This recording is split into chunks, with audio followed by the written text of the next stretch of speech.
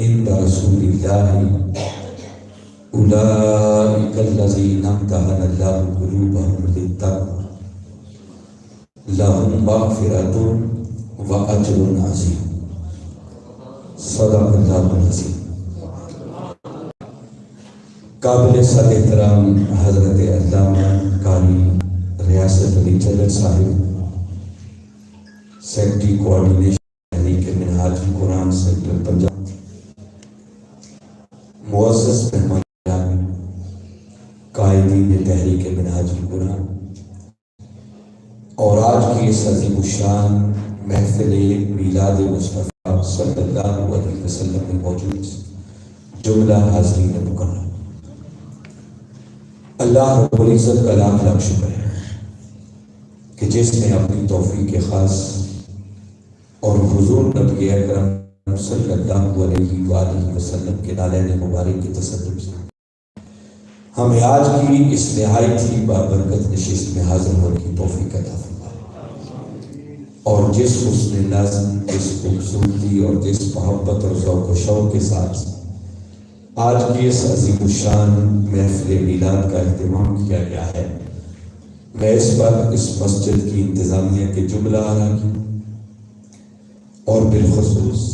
حافظ محمد ندیم صاحب جو کہ آج کے مین منتظم ہیں اس محفل میلاد،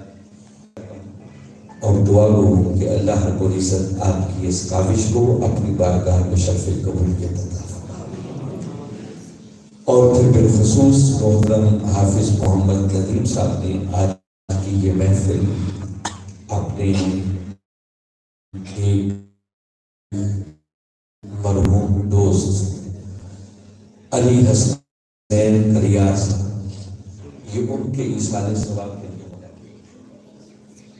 اور اس کے ساتھ ساتھ انہوں نے اپنے دادا جان اور اپنی دادی جان کے دعا ہے کہ باری تعالیٰ ان جدہ مرحومین کی بخشش و رحمت ان کو جنت الفردوس،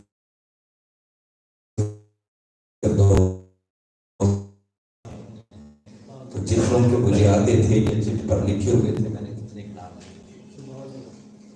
آپ میں سے ہر آنے والا شخص ہمارے محترم عاصم علی صاحب نے بہت خوبصورت بات کیا، اللہ تعالیٰ ان کے بیان میں اور برکتیں عطا فرمائے اور ان کی سوچ میں اور اضافہ فرمائے۔ بہت خوشی ہوئی کہ ان کا تعلق تھا جامعہ نوریہ رسولہ سے، محترم استاذ المکرم سید ہدایت رسول شاہ صاحب کے لیے شاگرد ہیں، تو یقیناً ان کا فیض ان سے چلتا ہے۔ آج کی اس نشست میں گفتگو کے عنوان کے پر میں نے سورہ حجرات اس آیت کریمہ میں مضامین بہت سارے بیان، اور اس پوری آیت کریمہ پر گفتگو اس مختصر نشست کے اندر کسی صورت میں ہوں، کیونکہ ایک محدود وقت کے اندر رہتے ہوئے مجھے اپنی بات کو مکمل کرنا ہے جیسا مجھے میزبان محفل نے حکم دیا ہے۔ میں کوشش کروں گا کہ اس کی تعمیل کروں اور 1 گھنٹے کے اندر اندر میں کوشش کروں گا۔ جو آیت کریمہ میں نے آپ کے سامنے تلاوت کی ہے، اس میں بیسیکلی مضمون اللہ رب العزت اپنے محبوب مکرم صلی اللہ علیہ وسلم کی بارگاہ کے ادب کا کیا ہے۔ سورہ حجرات قرآن پاک کی ایک ایسی صورت ہے کہ جس سورہ مبارکہ کی ابتدائی 8 آیتوں کے اندر اللہ اہمیت کتنی ہے کہ وہ قرآن سے اس نے قیامت تک آنے والے معاملات کو بیان کرنا ہے۔ باری تعالیٰ نے صرف اس ایک صورت کے اندر مسلسل 8 آیت کے اندر صرف اپنے محبوب مکرم صلی اللہ علیہ وسلم میں ابتدائی 2 آیتوں کا ترجمہ کر دیتا ہوں تاکہ تیسری کے ساتھ مضمون دیجیے۔ باری تعالیٰ نے سورہ مبارکہ کا آغاز کیا، فرمایا یا ایھا الذین آمنوا، اے ایمان والو، لا تقدموا بین یدی اللہ ورسولہ، فرمایا دیکھو کبھی اللہ اور فرمایا اللہ سے ڈرتے رہنا، کہیں یہ بے ادبی کر کے اللہ کے عذاب کی گرفت میں نہ آئے۔ ان اللہ سمیع علیم، بے شک اللہ سننے والا بھی ہے اور وہ جاننے والا، کہ اگر تم اپنی زبان سے میرے محبوب کی بارگاہ کی بے ادبی کرو گے تو وہ سب کچھ سن بھی رہا ہے، اور اگر تم اپنی سینوں میں چھپی ہوئی نیتوں کے ذریعے میرے محبوب کی بارگاہ کی بے ادبی کرو گے تو فرمایا جان لو خدا تمہارے سینوں میں چھپی ہوئی تمہاری نیتوں کو جاننے والا۔ تو آپ نے دیکھا کہ اس پہلی آیت کریمہ کا مرکزی مضمون بارگاہ رسالت کا ادب ہے۔ بھائی یہ بچے کیا کرتے ہیں؟ ان کو الگ الگ کرتے ہیں۔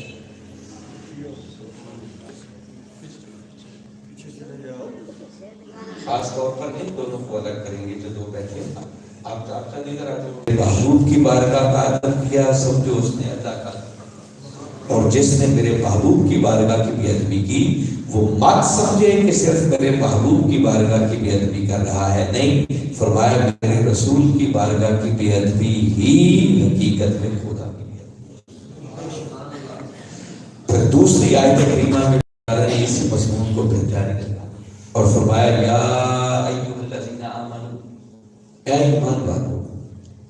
لا ترفعوا اصواتکم فوق صوت النبی، دیکھو تمہاری آواز بھی میرے نبی مکرم صلی اللہ علیہ وسلم کی آواز ہے، وَلَا تَجْهَرُوا لَهُ بِالْقَوْلِ كَجَهْرِ بَعْضِكُمْ لِبَعْضٍ، اور جس طرح تم آپس میں ایک دوسرے کو اونچی اونچی اپنے جیسا سمجھ کے بلا لیتی ہو، فرمایا خبردار کبھی میرے محبوب کو یوں آواز نہ دینا۔ اچھا مولا، بلکہ اگر تمہاری آواز بھی اونچی ہو گئی اور تم نے اپنے جیسا میرے محبوب کو بلا لیا تو فرمایا یہ اتنا بڑا جرم ہوگا ان تحبط اعمالکم، کہ اس ایک بے ادبی کی وجہ سے تمہارے زندگی بھر کے سارے اعمال رد کر دیں، کچھ بھی تمہارے پلے میں باقی نہیں، جو نمازیں پڑھی ہوں گی، جو روزے رکھے ہوں گے، جو حج عمرے کیے ہوں گے، جو واضح تبلیغیں کی ہوں گی، جو جہاد کیے ہوں گے، جو بھی زندگی میں نیک عمل کیا ہوگا، فرمایا اگر ایک مرتبہ میرے محبوب کی بارگاہ کی بے ادبی ہوئی تو زندگی بھر کے سارے اعمال، اور سارے اعمال اس پر وقت کے جاتے ہیں جس کا ایمان ہی چلا۔ فرمایا ادھر میرے محبوب کی بارگاہ کی بے ادبی ہوئی، اعمال تو گئے ہی گئے، ساتھ اور آگے فرمایا وَأَنْتُمْ لَا تَشْكُرُونَ، تمہارا سب کچھ برباد بھی کر دوں گا اور پھر تمہیں اس بات کا شعور تمہیں پتہ ہی نہیں چلے گا۔ مولا اس کا کیا فائدہ کہ پتہ ہی نہیں چلنے دے گا؟ فرمایا اگر کسی کو پتہ چل جائے کہ لٹ گیا ہے، بچے کچھ نہیں، تو ممکن ہے وہ معافی مانگنے آ جائے، توبہ کرنے آ جائے، رو پڑے، گڑ گڑا پڑے اور ترس آ جائے، اسے معاف کرنا پڑے۔ فرمایا گوارا ہی نہیں ہے کہ گستاخ میرے مصطفیٰ کا ہو اور پھر اسے توبہ کی توفیق مل جائے،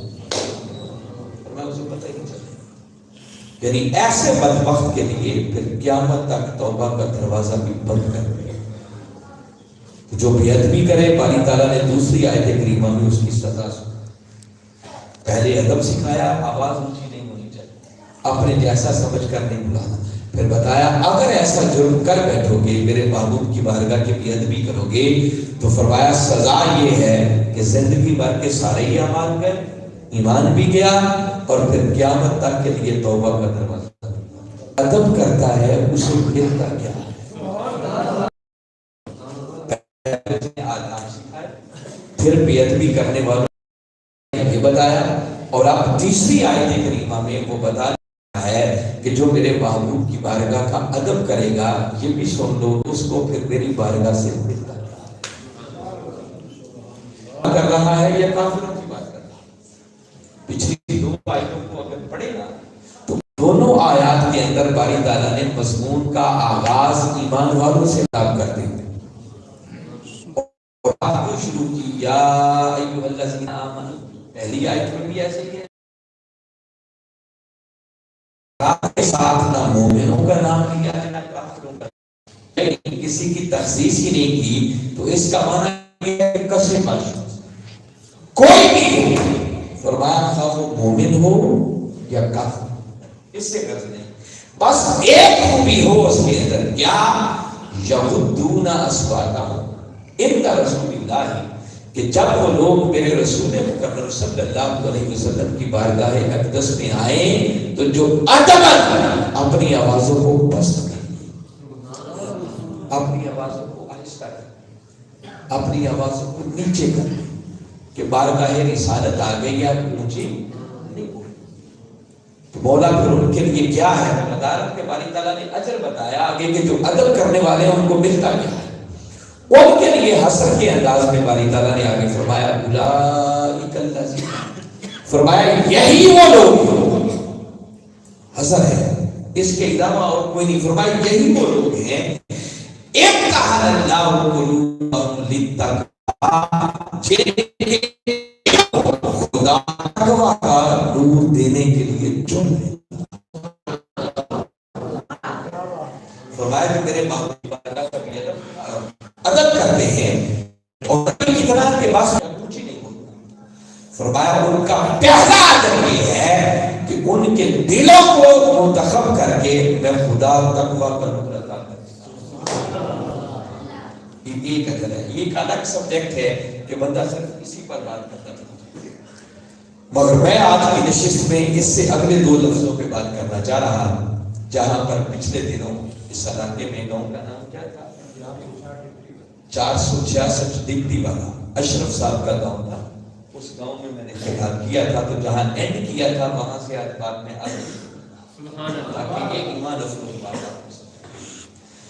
آگے دوسرا اجر باری تعالیٰ نے فرمایا لہم مغفرۃ،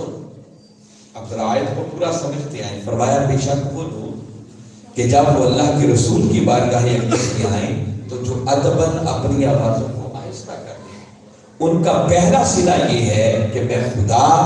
ان کے دلوں کو منتخب کر کے تقویٰ کی دولت عطا کر دیتا ہوں۔ اور آگے فرمایا لہم مغفرۃ، اور ان کے لیے مغفرت ہے، ان کے لیے بخشش ہے، ان کے لیے معافی۔ کن کے لیے؟ کن کے لیے بھی؟ جو اللہ کے رسول کی بارگاہ میں آئے جو اپنی آوازوں کو آہستہ کرتے ہیں، پست کرتے ہیں، ان کی بات چلی آ رہی ہے، فرمایا ان کے لیے مغفرت ہے۔ اور میں نے اس دن یہ بات سمجھائی تھی کہ یہ جو باری تعالیٰ نے فرمایا نا لہم مغفرۃ،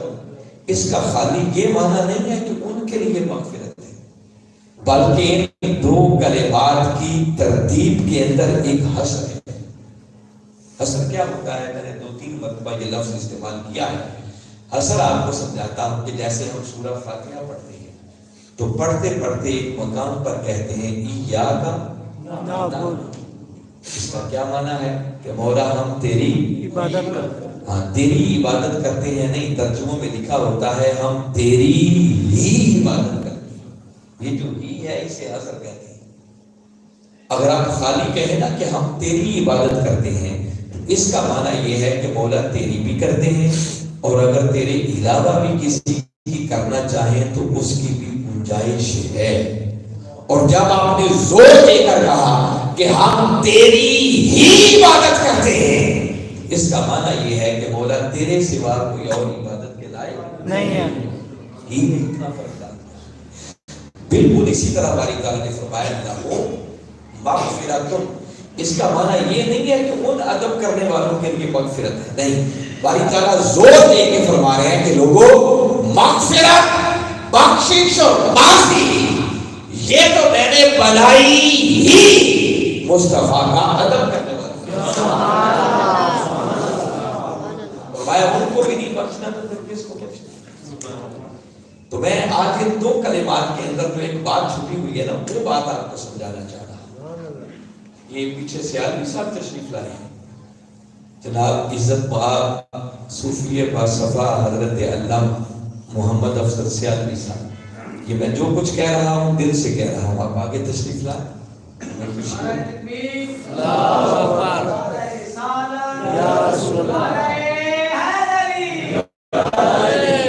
اور آگے کر کے ادھر آئیں۔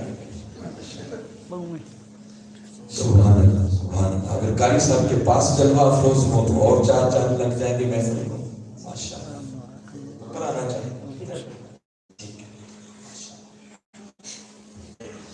تو حاضرین مکرم عرض یہ کرنا چاہ رہا تھا کہ باری تعالیٰ نے یہاں زور دے کر یہ بات کی ہے کہ بخشش، مغفرت اور معافی یہ تو میں نے بنائی ہی مصطفیٰ کا ادب کرنے والا، جس کا خلاصہ تھا اگر معنی سمجھانا چاہوں تو باری تعالیٰ فرما یہ رہے ہیں کہ بخشش اور معافی صرف اور صرف اس خوش نصیب کو ملتی ہے جو پہلے کمری والے آقا کے در کی غلامی کا پردہ اپنے گلے میں، جب تک کوئی شخص پہلے تاجدار کائنات صلی اللہ علیہ وسلم کی غلامی کا پردہ اپنے گلے میں نہ ڈالے، ان کی محبت اور عشق کے چراغ اپنے سینوں میں روشن نہ کرے، ان کے در کا سگ نہ بنے، ان کے واسطے اور وسیلے سے نہ مانگے، اللہ کی بارگاہ سے اسے معافی کی دولت نصیب نہیں ہو سکتی۔ تو بخشش ملتی ہے تو مصطفیٰ کے قدموں کے صدقے سے۔ اس پر ہم بات کریں گے، مگر آگے میں صرف ترجمہ کر دیتا ہوں اگلے جو کلمات عیسائی کی ہیں، اتنی بات کر کے کہ ان کے دلوں کو منتخب کر کے تقویٰ کا نور عطا کرتا ہوں۔ فرمایا انہی خوش نصیبوں کے لیے میں نے مغفرت، بخشش اور معافی بنائی ہے، اور آگے فرمایا وَأَجْرٌ عَظِيمٌ، اور پھر ایسے ادب کرنے والوں کو میں اپنی بارگاہ سے اجر کو عطا کرتا ہوں جس اجر کو میں خدا ہو کر بھی اجر عظیم کہتا ہوں۔ ذرا سوچنا وہ اجر کتنا بڑا اجر ہوگا کہ جس اجر کو وہ خدا ہو کر اجر عظیم کہتا ہے۔ عظیم کبھی کوئی اپنے سے چھوٹے کو نہیں مانتا، ہم کہتے ہیں فلاں شخص بڑا عظیم ہے، تو اس کو عظیم تب مانتے ہیں جب کوئی ایسا کارنامہ سر انجام دے کہ جو باقی ہو نہ کرے۔ اگر ہر کوئی وہ کام کر دے تو کوئی اس کو عظیم ماننے کے لیے تیار نہیں۔ عظیم اسے مانا جاتا ہے جہاں تک دوسروں کی رسائی نہ، اللہ سے بڑا کوئی نہیں سکتا۔ اللہ اگر یہ کہے کہ میں اجر کو عطا کروں گا جو اجر عظیم ہے، تو اجر عظیم کہہ کے باری تعالیٰ ہمیں سمجھانا چاہ رہے ہیں کہ لوگوں اگر تم عقل کے پیمانے پر سمجھنا چاہو میں اپنے محبوب کی بارگاہ میں ادب کرنے والوں کو اجر کیا عطا کرنے والا ہوں، تو فرمایا وہ تمہاری عقل یا محبوب محمد مصطفیٰ جانے، یا قیامت والے دن تمہاری آنکھیں کھلیں گی اور پتہ چلے گا کہ محبوب کے غلاموں کو اجر کیسا۔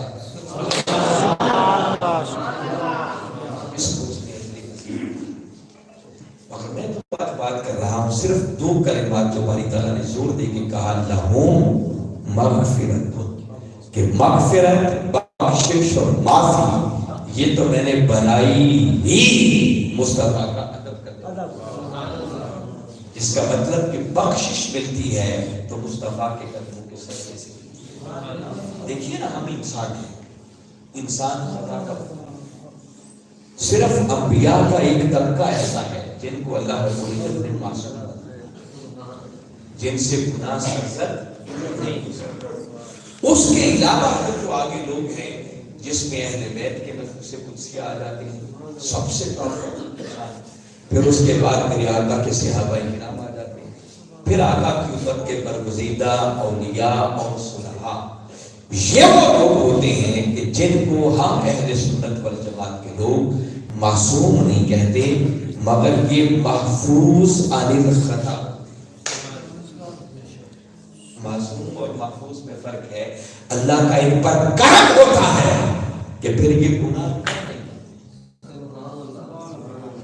اللہ ان کو محفوظ کر لیتا ہے، اللہ ان کو اپنے حساب میں دے دیتا ہے، شیطان کو ان پر غالب نہیں آنے دیتا، مگر معصوم صرف انبیاء کی۔ تو باقی ہم جیسے جتنے انسان ہیں ہم سارے خطا کے پتلے ہیں، اور ذرا ایک لمحے کے لیے ہم اپنی گزری ہوئی زندگی پر ذرا نظر دوڑائیں تو آپ کو سمجھ آ جائے گی کہ ہماری زندگیاں کس طرح گناہوں سے زیادہ بد نظر آئی۔ تو ہر شخص کی حقیقی کامیابی یہ ہے کہ اسے کیا مل جائے، وہ گناہ معاف کر دے۔ اس لیے وہ کہتا ہے کہ عدل کریں تھے تھر تھر پکڑو اچھیاں شانہ والے، تے فضل کریں تھے بخشے جامن میں جائے والی۔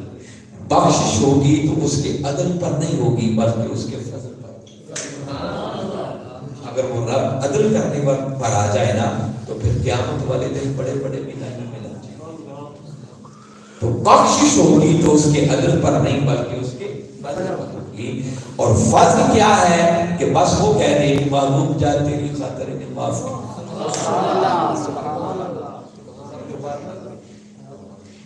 تو بتانا یہ چاہتا ہوں کہ جب بات معافی سے بننی ہے تو یہ سمجھو معافی ملے گی کسے, معافی ملتی کیسے. اور اس آیت کریمہ کی دو کلمات میں باری تعالیٰ زور دے کر فرما رہے ہیں کہ لوگوں بخشش, مغفرت اور معافی ملتی ہے تو مصطفیٰ کے قدموں کے سے. اس کے علاوہ بخشش کا کوئی اور سورس اور ذریعہ نہیں. اب یہ بات جو اس آیت کریمہ میں باری تعالیٰ نے کی, یہی بات باری تعالیٰ نے قرآن پاک میں 20 کو بتایا. پھر اللہ کی بات میں تبدیلی نہیں ہو سکتی. اس کے علاوہ معافی کا طریقہ اور کوئی نہیں. میں صرف ایک آیت کریمہ آپ کے گوشتگار کرنے کی کوشش کرتا ہوں. بڑا ایمان افروز مضمون ہے. میں امید کرتا ہوں کہ اس ایک آیت کریمہ کے سمجھنے کے بعد مزید گنجائش نہیں بچے گی. یہ سورہ نساء ہے, قرآن پاک کی 4تھی سورت ہے. اور اس سورہ مبارکہ میں باری تعالیٰ نے ارشاد فرمایا وَلَوْ أَنَّهُمْ إِذْ ظَلَمُوا أَنفُسَهُمْ جَاءُوكَ فَاسْتَغْفَرُوا اللَّهَ وَاسْتَغْفَرَ لَهُمُ الرَّسُولُ لَوَجَدُوا اللَّهَ تَوَّابًا رَحِيمًا. باری تعالیٰ فرما کے رہے ہیں وَلَوْ أَنَّهُمْ إِذْ ظَلَمُوا أَنفُسَهُمْ. خطاب باری تعالیٰ اپنے محبوب سے کر رہے ہیں. اے میرے محبوب سے صلی اللہ علیہ وسلم, اگر یہ لوگ اپنی جانوں پر ظلم کر بیٹھے, یہ گناہ کر بیٹھے, میری نافرمانی کر بیٹھے, اور میری نافرمانی کر کے یہ مجھے ناراض کر بیٹھے, اور پھر انہیں توبہ کا خیال آ جائے, یہ معافی مانگنا چاہیں, مجھے راضی کرنا چاہیں تو کیا کریں. اب ڈائریکٹ آگے قرآن پاک کے الفاظ ہیں. باری تعالیٰ نے اپنے محبوب سے فرمایا جاؤکا, محبوب اگر یہ لوگ اپنی جانوں پر ظلم کر بیٹھے, میری نافرمانی کر بیٹھے, پھر انہیں منانے کا خیال آ جائے تو کہیں دائیں بائیں جانے کی ضرورت نہیں, بس محبوب سیدھا تیرے قدموں میں حاضر ہو جاؤ کا. یہ کا کی ضمیر ہے, اشارہ ہے تاجدار کائنات صلی اللہ علیہ وسلم کی طرف. محبوب بس کہیں اور نہیں, سیدھا تیرے قدموں میں. مولا اچھی بات ہے, نافرمانی تو تیری ہوئی, ناراض بھی تو ہوا,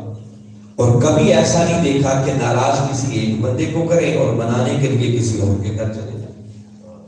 جس کو ناراض کیا جائے منانے کے لیے اسی کے پاس جانا پڑتا ہے. تو مولا چاہیے تو یہ تھا کہ جب تیری نافرمانی ہوئی, تو ناراض ہوا, تو سیدھا سیدھا حکم دیتا کہ میرے بندو اگر مجھے راضی کرنا چاہتی ہو تو بس میرے گھر میں مسجد میں آ جاؤ, آ کے اللہ اللہ کرو, تمہاری توبہ کرو.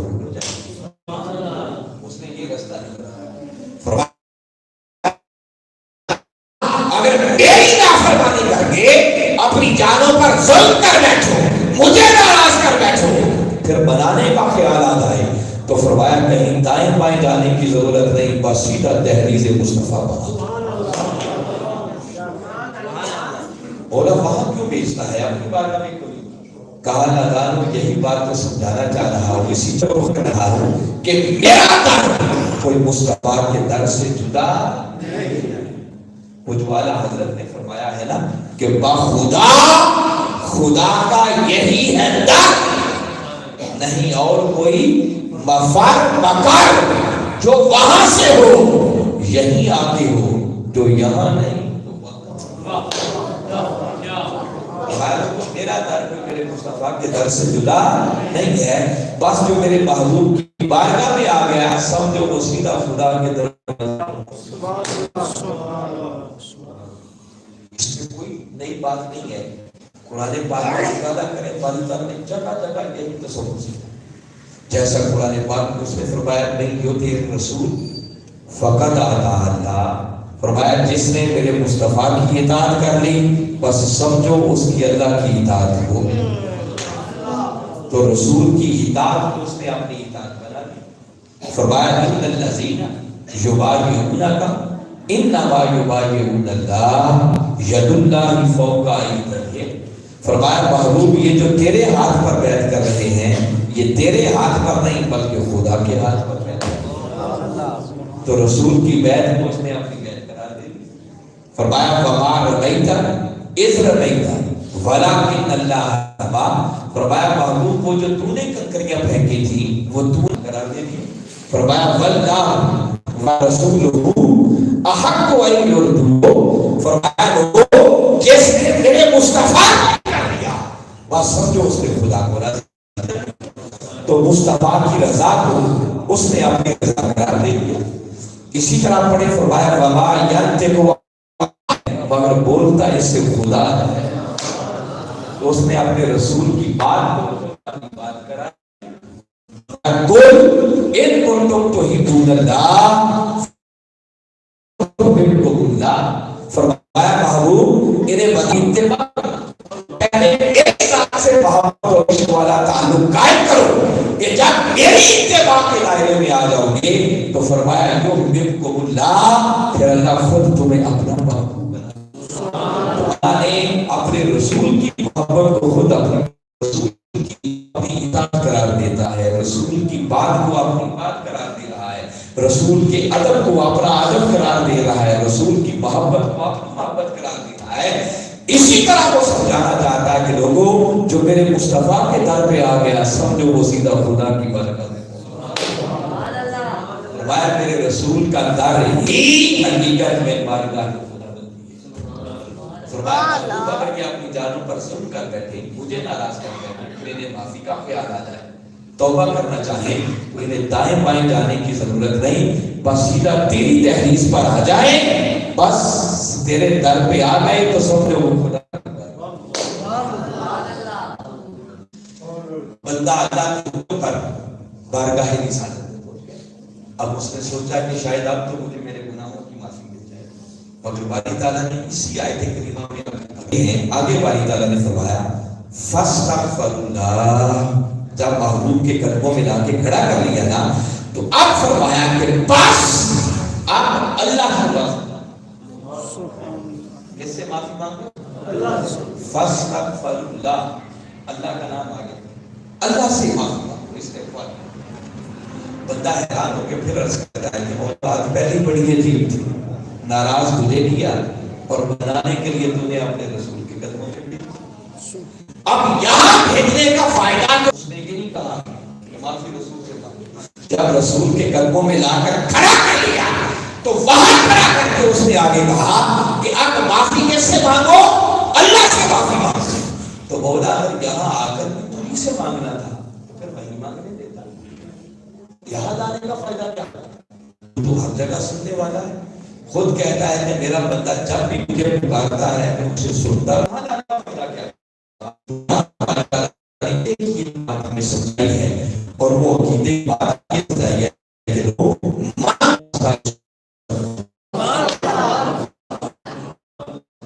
بتانا چاہتا ہے کہ لوگوں دیتا ہے ہی مگر دیتا اپنے محبوب کے مکھڑے پہ بار بار۔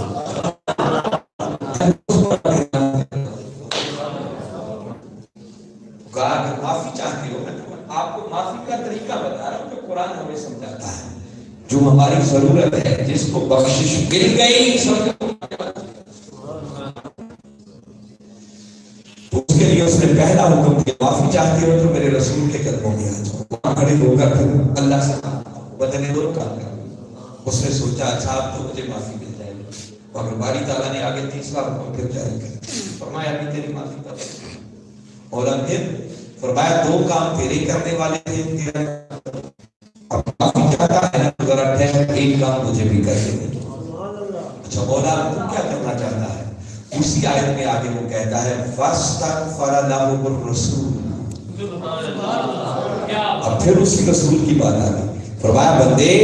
جس رسول کی بارگاہ میں تجھے اتنی دور سے کھینچ کر لایا ہوں اب ذرا مجھے بھی تو اس کے مکھڑے کو تک لینے دے کہ وہ بھی تیری شفاعت کے لیے تیری سفارش کے لیے دو میٹھے بول بولتا ہے یا نہیں۔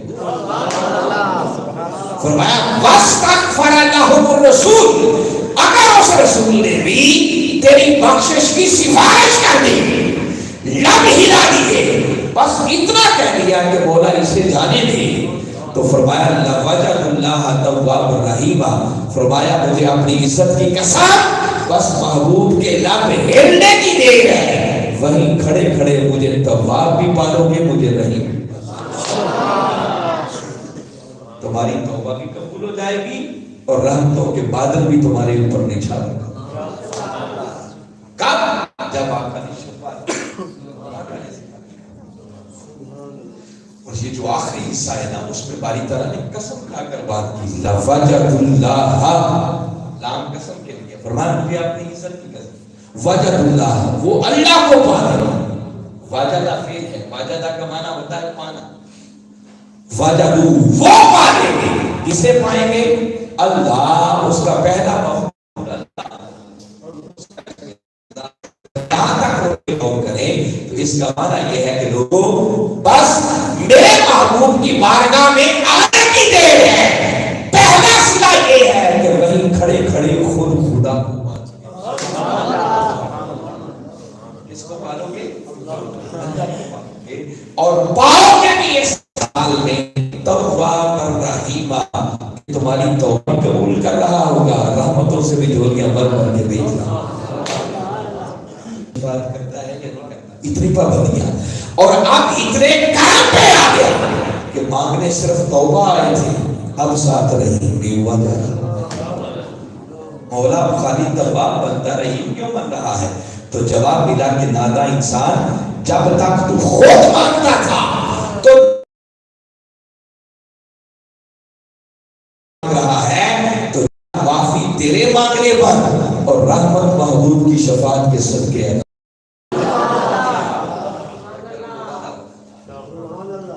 اور یہ جو کچھ میں نے قرآن کی اس آیت کی روشنی میں اب تک آپ کو سمجھایا ہے، اس کو ایک شاعر نے بڑے خوبصورت انداز میں اپنے لفظوں میں بیان کیا ہے۔ وہ کہتا ہے کہ مجرم ہو تو منہ اشکوں سے دھوتے ہوئے، مجرم ہو تو منہ اشکوں سے دھوتے ہوئے آؤ، آؤ آؤ در تواب پہ روتے ہوئے آؤ،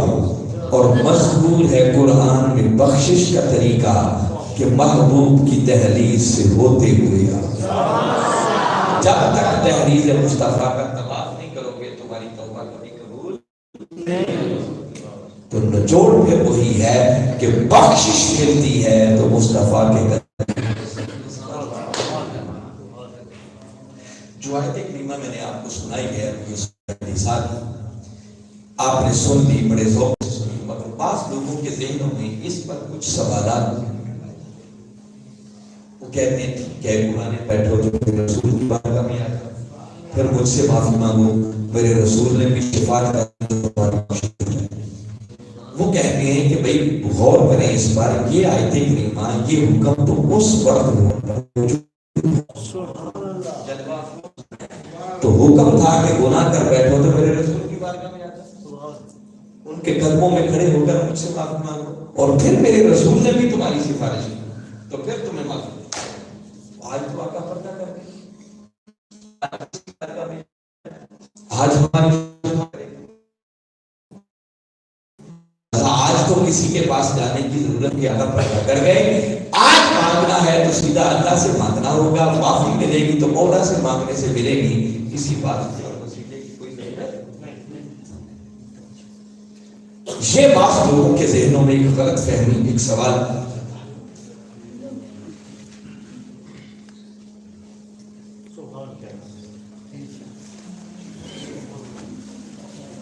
ماشاءاللہ محترم صاحبزادہ طاہر شاہ صاحب تشریف لائے، ہم ان کو ویلکم کہتے ہیں، خوش آمدید کہتے ہیں۔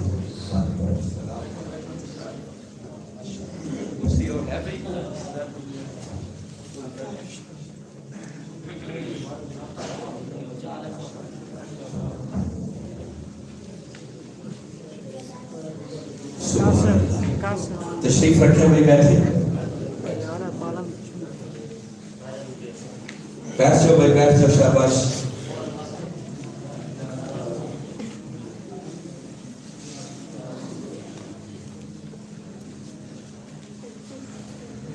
بھائی میری بات سمجھ آ رہی ہے آپ کو؟ اب اگلی آپ باتیں بڑی آسان آسان سمجھ میں آنے والی، بس مشکل بات گزر گئی جتنی میں کرنا چاہ رہا ہوں۔ اب آپ کے خوف کی بات آتی ہے، تو میں نے بتایا کہ بعض لوگوں کے ذہنوں میں ایک سوال پیدا ہوتا ہے، وہ کہتے ہیں کہ جو باری تعالیٰ نے فرمایا ہے وَلَوْ أَنَّهُمْ إِذْ ظَلَمُوا أَنفُسَهُمْ جَاءُوكَ فَاسْتَغْفَرُوا اللَّهَ وَاسْتَغْفَرَ لَهُمُ الرَّسُولُ لَوَجَدُوا اللَّهَ تَوَّابًا رَحِيمًا، کہ اگر گناہ کر بیٹھو تو سیدھا میرے محبوب کی بارگاہ میں حاضر ہو جاؤ، وہاں کھڑے ہو کر اللہ سے معافی مانگو، اور پھر میرے محبوب نے بھی اگر تمہاری شفاعت کر دی تو فرمایا مجھے اپنی عزت کی قسم وہیں کھڑے کھڑے مجھے تواب بھی پالو گے، مجھے رحیم۔ تو ذہنوں میں اشکال یہ پیدا ہوتا ہے، سوال بعض لوگوں کے ذہنوں میں یہ پیدا ہوتا ہے کہ بھئی یہ حکم تو اس وقت ہوگا جب ہمارے آقا صلی اللہ علیہ وسلم ظاہری طور پر جلوہ افروز ہو، تو آج تو آقا پردہ کرتے، تو آج کس کی بارگاہ میں کون ہماری شفاعت کرے؟ لہٰذا آج تو اس آیت پر عمل کرنا ممکن نہیں ہے، اب مانگنا ہے تو سیدھا خدا سے۔ اب یہ عرض کرنا چاہ رہا ہوں اس کا جواب تاکہ آپ کو سمجھ آئے کہ یہ غلط فہمی کسی ذہن میں ہو تو وہ ختم ہو سکے۔ حاضرین مکرم یاد رکھیں کہ یہ جو آیت کریمہ سورہ نساء کی میں آپ کے سامنے تلاوت کر رہا ہوں، یقیناً یہ آیت کوئی معنی ہوگا قرآن کا کوئی آیت بھی جب اترتی ہے ایک خاص پیرائی میں اترتی ہے، اس کا کوئی نہ کوئی پس منظر ہوگا، مگر اس کے بعد قرآن کا وہ حکم قیامت تک آنے والی انسانیت کے لیے جنرلائز ہو جاتا ہے، عام ہو جاتا ہے، اس کا حکم عام ہوتا ہے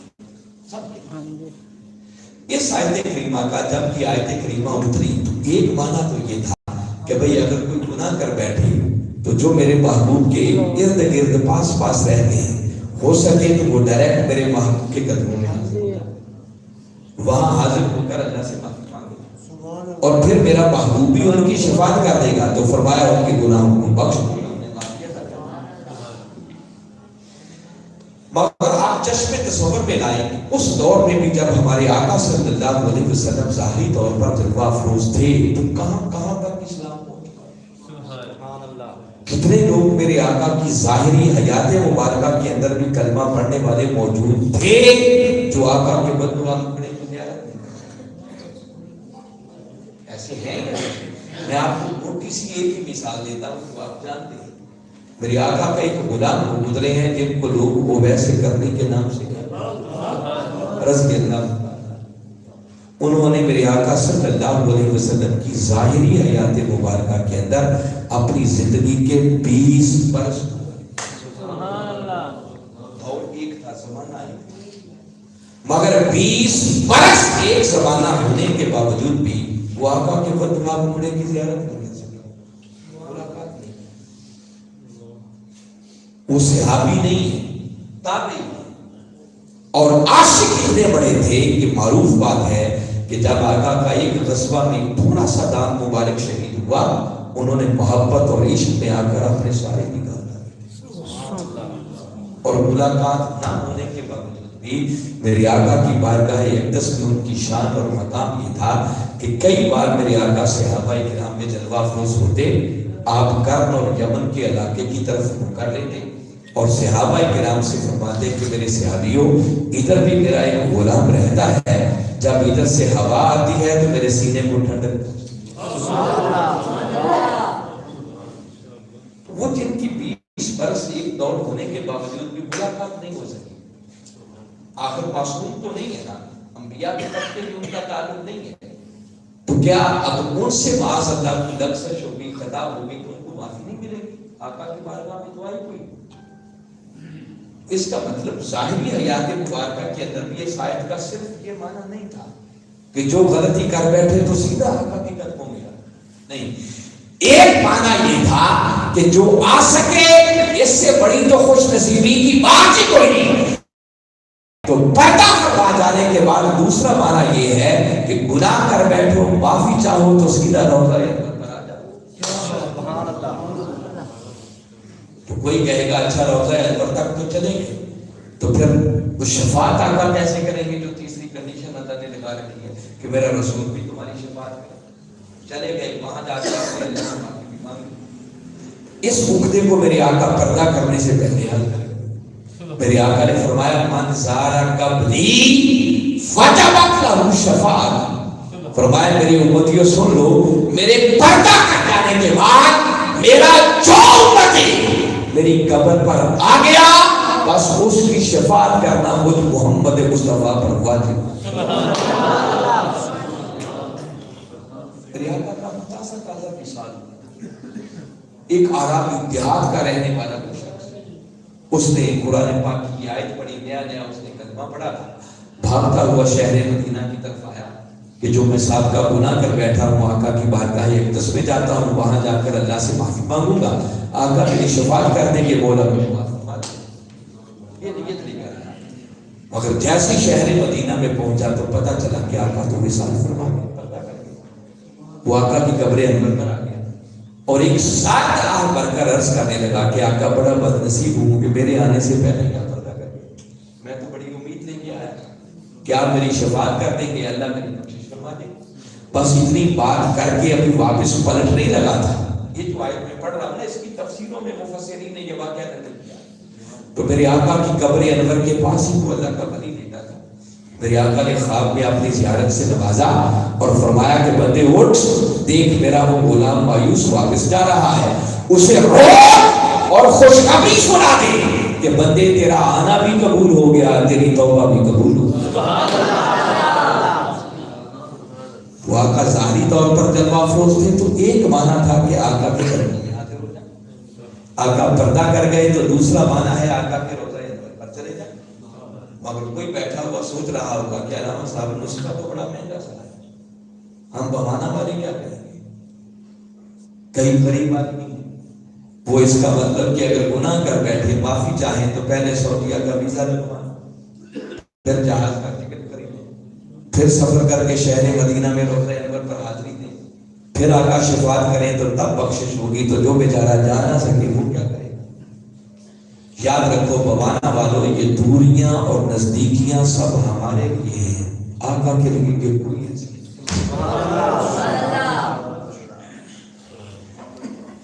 میرے آقا کی شان تو یہ ہے جو باری تعالیٰ نے قرآن پاک میں بیان کر دی، فرمایا النبی اولا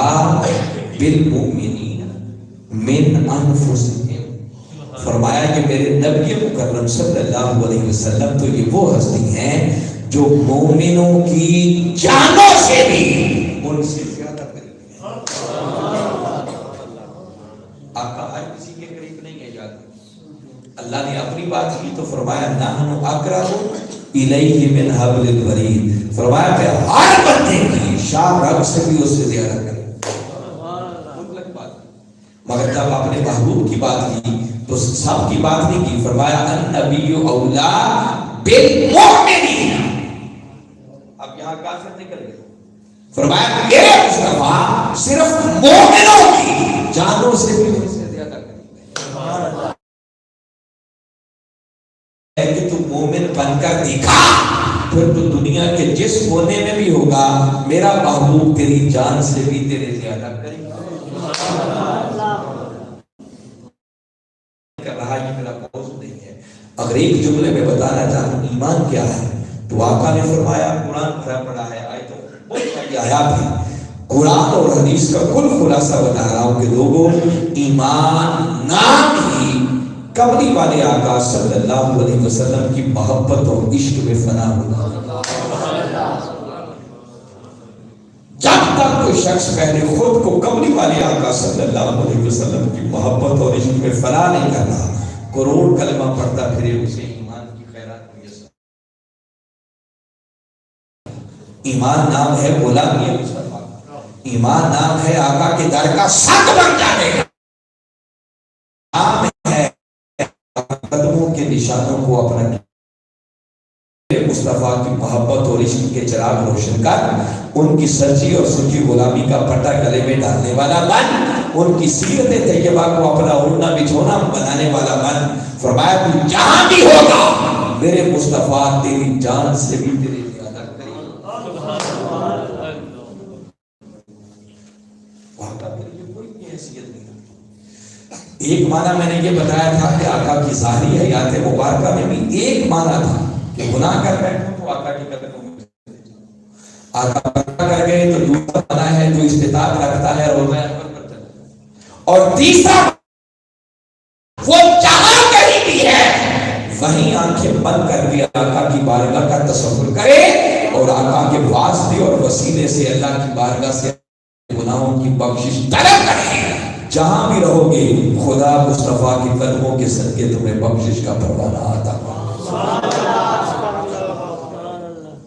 مگر حال ایک ہی ہے کہ بخشش اسی کو ملتی ہے جو پہلے کملی والے آقا کی غلامی کا بندہ۔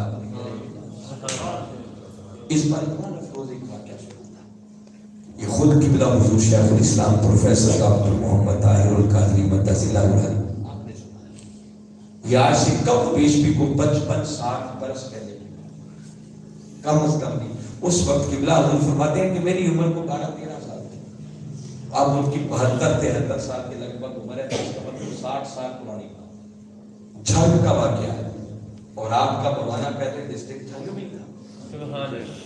تو جھنگ کی بات آپ کو بتاتا ہوں، ذرا چشم تصور میں لائیں۔ 60 سال پرانی بات، وہ سادہ سا دور ہوتا تھا، خار خوش نصیب لوگ ہوتے تھے جن کو اللہ کے کار اور اس کے رسول کے کار کا شرف ملتا۔ آج بھی بڑی آسانیاں ہو گئی نا، لوگ 24 گھنٹوں میں بھی عمرہ کر کے واپس آ جاتے ہیں، ایسے لوگ بھی آسانیاں پیدا ہو۔ اس وقت خال کوئی لوگ جاتے، جب کوئی جاتا تو پہلے لوگ محبت سے ان پر روانہ کرتے اور ان کے پاس جاتے، ان کو جا کر کہتے بھی چاہیں تو ہمارا سلام کیا، واپس آتے، پھر ان کا پورا پروٹوکول سے استقبال ہوتا اور لوگ کئی مہینے ان کے پاس بیٹھ کر پھر شہر مدینہ کی باتیں سنتے۔ اب باقی نہیں رہا، چونکہ 24 گھنٹے چینل نکل آئے جو گھر بیٹھے اللہ اور اس کے رسول کا گھر دکھاتے ہیں، ٹی وی پر آتے ہیں نا سارے چینل، جب جانے دیکھیں لوگ کثرت سے آنا جانا ہو گیا، فہمیت کا اور کی بات ہے۔ قبلہ حضور فرماتے ہیں کہ میرے چچا جان مار میرے لیے آ رہے ہیں، ہر کوئی آ کر اپنی گزارش کر رہا ہے کہ بھئی جائیں تو میرے لیے یہ دعا کریں، میرا سلام کیا کریں۔ کہتے ہیں ایسے ہی جھنگ کے قریب ایک دیہات تھا، اس قوم کا رہنے والا ایک شخص تھا، محمد حسین اس کا نام تھا، تو وہ آیا، سادہ سا شخص، اس کے ہاتھ میں ایک خط تھا۔ کہتے وہ آیا اور چچا سے عرض کرنے لگا کہ دیکھیے آپ حج پہ جا رہے ہیں، پھر شہر مدینہ تو ایک چھوٹا سا میرا کام کر دیں گے، یہ میرا خط آقا کی بارگاہ کر دیں گے۔ اور خط دے کے وہ پھر تاکید کر کے کہنے لگا کہ دیکھیے ایسا نہ ہو کہ آپ آقا کے گھر جائیں، دروازے پہ دستک دیں، آگے سے جواب ملے کہ آقا تو گھر پہ ہیں ہی نہیں، کہیں باہر کام کے لیے گئے ہیں، تو آپ خط کسی بچے کو نہ دے دینا، بچے ہوتے ہیں ہم گم کر دیں گے، میری تاکید ہے کہ خط سیدھا جا کر آقا کے ہاتھوں میں دے۔ یعنی وہ اتنا سادہ شخص تھا کہ اس بیچارے کو یہ بھی معلوم نہیں تھا کہ ہمارے آقا ظاہری طور پر جلوہ افروز ہیں یا پردہ۔ اس کا خیال یہ تھا کہ یہ بندہ شہر مدینہ میں جائے گا، وہیں ہمارے آقا رہتے ہیں، وہیں آقا کا گھر ہے، تو آقا سے ملاقات۔ وہ پرانا محبتوں والا دور۔ پھر دیکھیں سادگی یہ تھی تو خط کیسے لکھا ہوگا، خود اگر لکھنا آتا ہوتا تو اگلی بات کی سمجھ ہوتی، اس کا مطلب خط بھی خود میں نہیں لکھا ہوگا۔ دیکھیں نا یہ بزرگ لوگ جانتے ہیں، پہلے لوگ خط لکھا کرتے تھے، پڑھے لکھے تھوڑے لوگ ہوتے تھے، کسی سے جا کر خط لکھا، پھر خط آ جاتا تو پڑھنے والے کو ڈھونڈتے رہتے، وہ پڑھ کے سنائے خط میں لکھا کیا ہے، تو وہ خط لکھنے والا بھی کو عاشق مل گیا ہوگا، بس جو وہ کہتا گیا ویسے ویسے۔ قبلہ حضور کہتے ہیں کہ جب وہ جانے لگا تو میں نے کہا بھی اجازت ہو تو تیرا خط کھول کے پڑھ لیں۔ کہا جی آپ سے کیا پڑھتا، پڑھنا ہے تو پڑھ لیں۔ کہتے خط کھول کے پڑھا تو جیسے پہلے لکھتے تھے پیارے ابا جان، پیارے ماموں جان، تو مخاطب کرتے تھے السلام علیکم، ہم سب خیریت سے ہیں، امید ہے کہ آپ کی خیریت سے ہوں گے۔ ایسے ہی اس نے آقا صلی اللہ علیہ وسلم کو مخاطب کیا، سلام، اپنا حوالہ دیا، میں آپ کا امتی ہوں، جان کے دور دراز علاقے کا رہنے والا ہوں، غریب آدمی ہوں، اتنے پیسے نہیں ہیں کہ آپ کی بارگاہ میں سفر کر کے آ سکوں، آپ ہمارے نبی ہیں، ہمارے آقا ہیں، تو اللہ نے مجھے ایک بیٹا دیا ہے، بڑا نافرمان ہے، پڑھنے بھی نہیں جاتا، آپ ان کے لیے دعا کر دیں، اللہ میرے بیٹے کی تقدیر بدل دے۔ نیچے لکھا والسلام آپ کا غلام محمد حسین اور خالد۔ کہتے میرے چچا جان بڑے پریشان ہو گئے کہ یہ بندہ کیا کہہ گیا، کہتے میں نے کہا پریشانی کی بات ہی کوئی نہیں،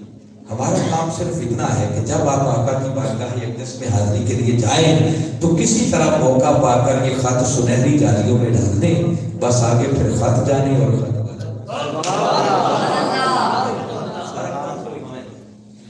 کہتے چچا جان حج پہ گئے، حج کے مناسک ادا ہوئے، پھر شہر مدینہ میں گئے،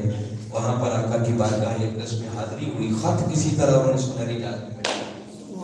زیارات کی، پورا لوگوں کو پتہ چلا کہ حاجی صاحب آگے ہیں، اب لوگ مبارکبادیاں دینے کے لیے آ گئے۔ جب اس خط والے کو پتہ چلا نا، وہ بھاگتا ہوا آیا اور اس نے حج کی مبارکباد میں دی، آتے کہنے لگا آپ کا بہت بہت شکریہ، آپ نے میرا کام کر دیا۔ ادھر خط آقا کے ہاتھوں میں پہنچا، ادھر میرے بیٹے کی تقدیر بدل وہ اتنے قریب ہیں، میں بتانا چاہتا ہوں یہ فاصلے ان کے لیے کوئی حیثیت نہیں سنائے۔ آپ یہاں بیٹھ کر ان کی سچی اور سچی محبت کے چراغ اپنے سینوں میں روشن کریں، ان کے سچے اور سچے وفادار بنیں، ان کے لائے ہوئے دین پر عمل کرنے والے بنیں۔ یہ اصل غلامی ہے۔ غلامی یہ نہیں کہ سال کے بعد بس میلاد کا جلسہ کر دیا تو بات ختم،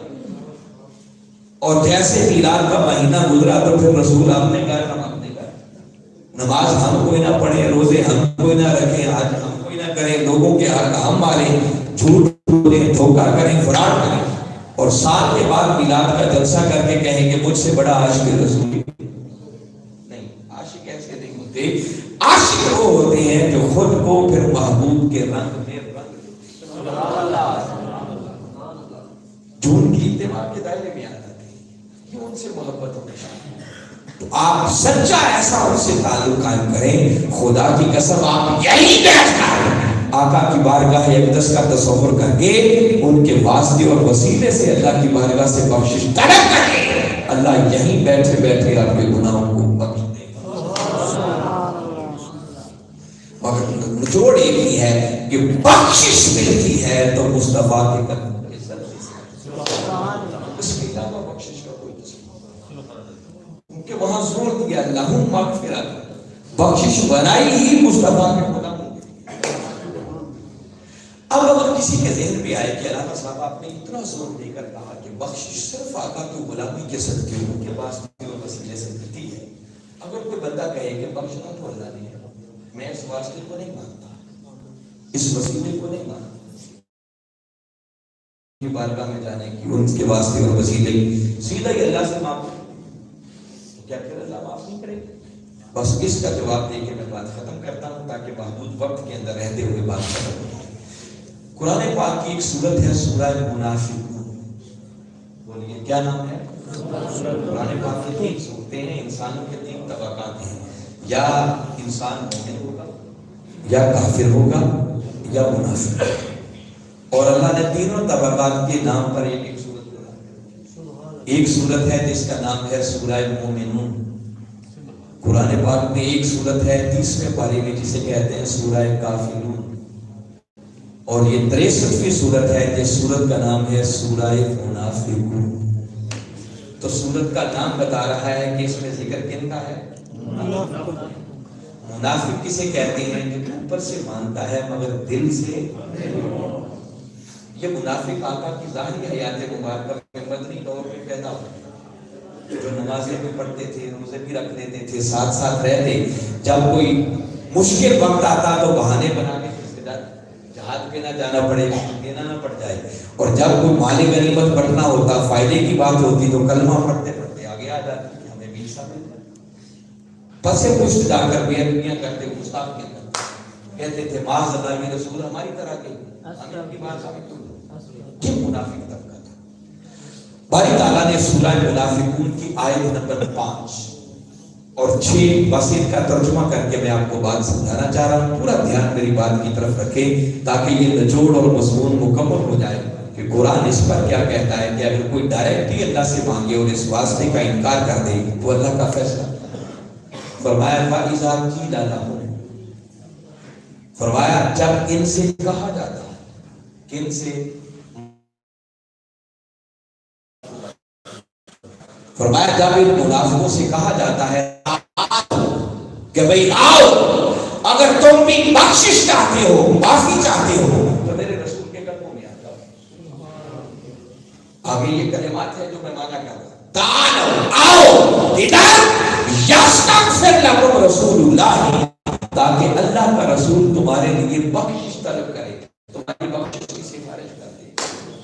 تو فرمایا کیا ہوتا ہے؟ فرمایا لوا اور رؤوسا ہو تو محبوب یہ منافق اپنا ساتھ پھیر لے کہتے ہیں نہیں جائیں گے رسول ورائتہم یصدون وہم مستكبرون اور محبوب تو انہیں دیکھے گا کہ یہ غرور کرتے ہیں تکبر کرتے ہیں اور معاذ اللہ کہتے ہیں کہ کیا ہم بھی بخشش کے لیے اسی کے پاس جائیں جو ہماری طرح کا انسان ہے دن میں 100 مرتبہ اپنے لیے. تو فرمایا محبوب یوں غرور اور تکبر کرتے ہوئے تیرے در پہ آنے سے انکار کر دیتے ہیں. تو مولا پھر ایسے بدبختوں کے لیے کیا فیصلہ ہے؟ تو اگلی ہی آیت کریمہ میں باری تعالیٰ نے فرمایا سواء علیکم ایسے بدبختوں کے لیے برابر ہے استغفرت لهم محبوب تو ان کی بخشش کی سفارش کرے ام لم تستغفر لهم یا بخشش کی سفارش نہ کرے. فرمایا لن یغفر اللہ لهم بس محبوب فیصلہ ہے کہ اللہ انہیں ہرگز ہرگز ہرگز ان کی بخشش کا تصور ہی نہیں کر سکتے. اور یہاں تو اتنی بات کی ہے نا ایک سورت ہے قرآن پاک کی جس سورت کا نام ہے سورہ توبہ وہاں پر بھی منافقوں کی بات ہے وہاں تو اس سے بھی اگلے سٹیپ پہ جا کے فرمایا کی سفارش کر اور لا تستغفر لهم یا ان کی بخشش کی سفارش کر اور آگے فرمایا ان تستغفر لهم 70 مرات اور پیارے اگر تو 70 مرتبہ ان کی بخشش کی سفارش کرے گا تو ایک تاکید اور بڑھا دی فرمایا فَلَن يَغْفِرَ اللَّهُ لَهُمْ تو بس اللہ انہیں ہرگز ہرگز ہرگز نہیں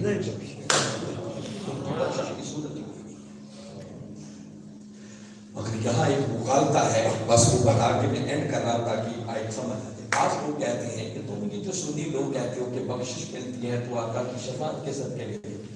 تو قرآن تو صاف کہہ رہا ہے کہ محبوب تو شفاعت کر یا نہ کر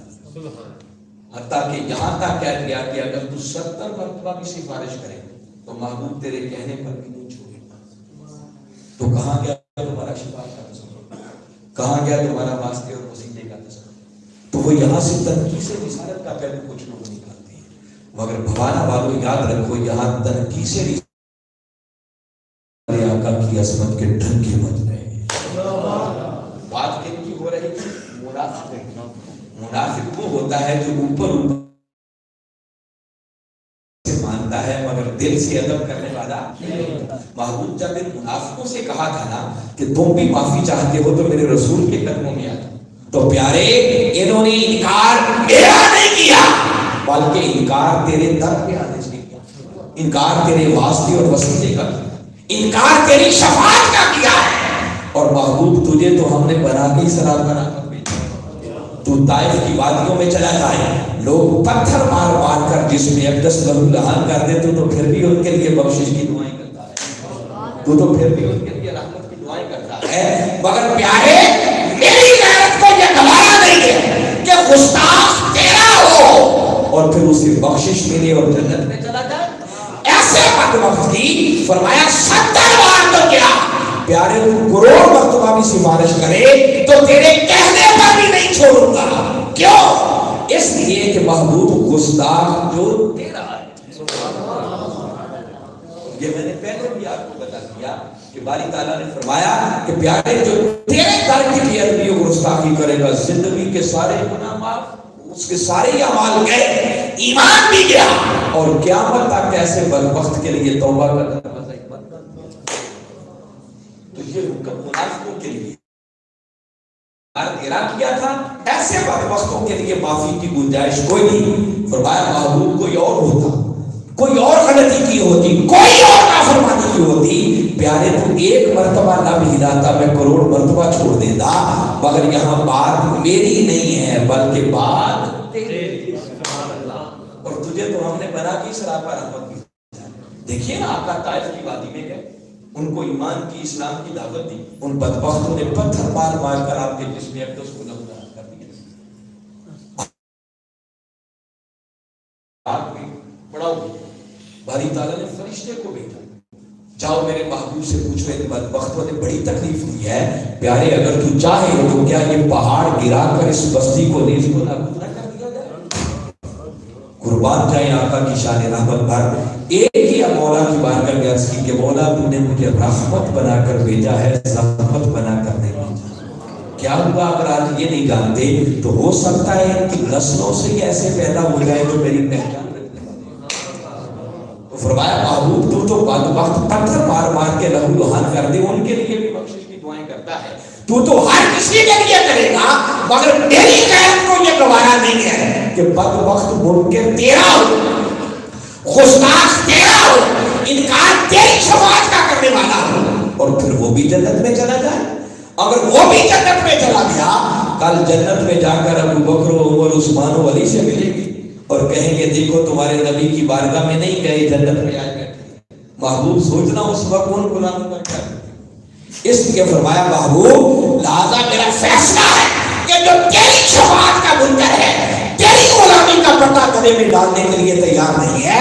ایسے بدبختوں کی 70 مرتبہ تو کیا تو کروڑ مرتبہ بھی سفارش کرے تو تیرے کہنے پر بھی نہیں چھوڑوں گا۔ کیوں؟ اس لیے کہ محبوب وہ گستاخ بات پلے پڑی ہے،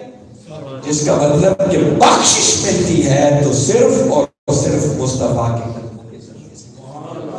اس لیے لوگوں جس معافی پر نجات ملی ہے، اگر وہ معافی آقا کے قدموں کے وسیلے سے مل رہی ہے تو کیوں نہ آج ہی اس نبی کی غلامی کا پٹا گلے میں ڈالا جائے۔